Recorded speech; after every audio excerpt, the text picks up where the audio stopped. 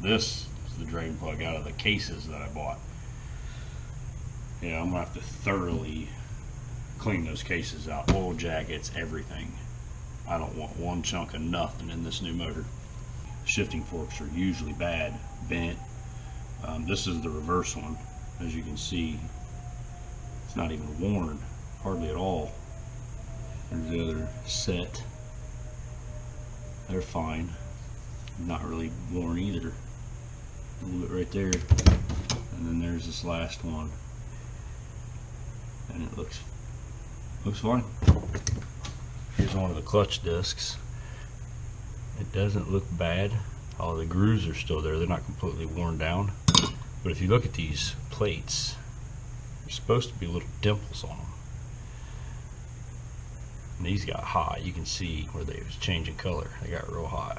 I mean, I don't know. Maybe it was a clutch kit that came without them, but that pattern, those dimples right there, kind of helps with grip. So this is for my new clutch.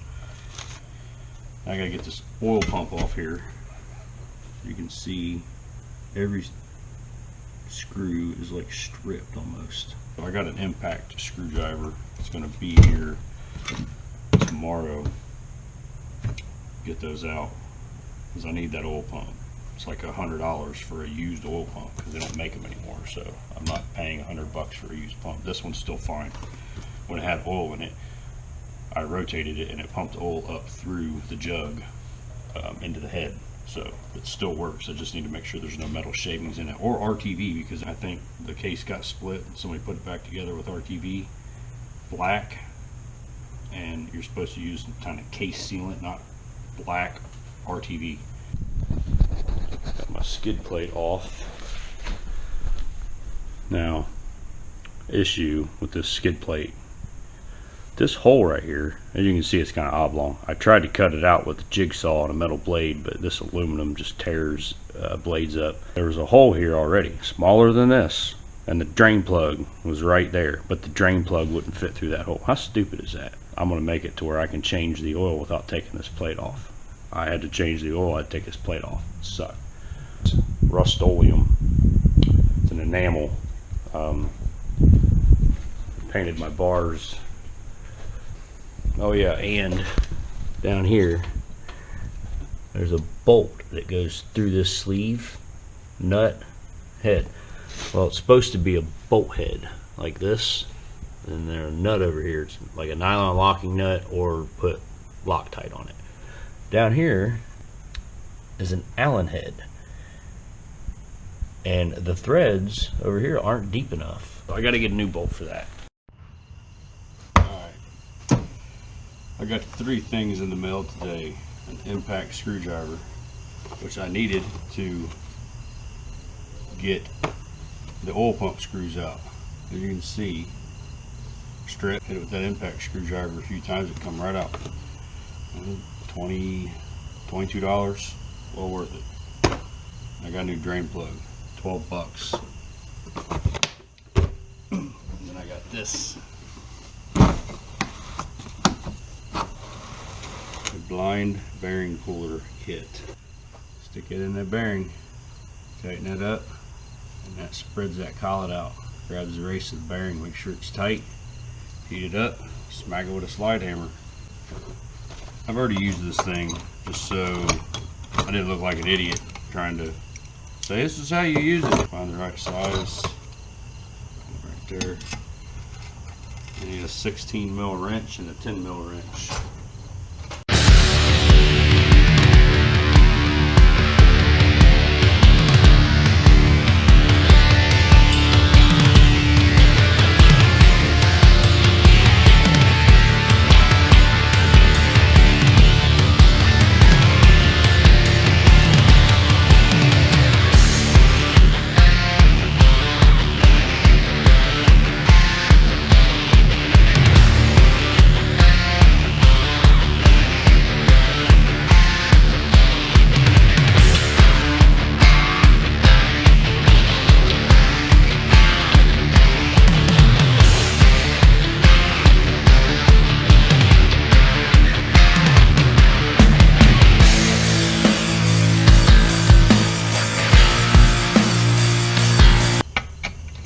that there. Put it on there.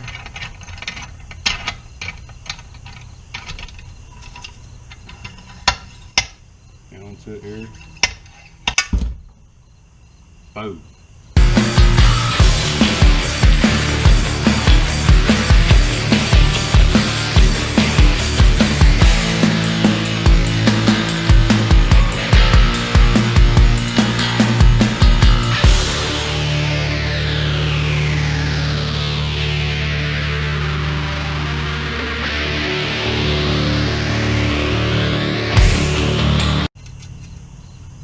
Spreading this one pretty wide, but the next one up from this doesn't even fit in the hole. It's too big. So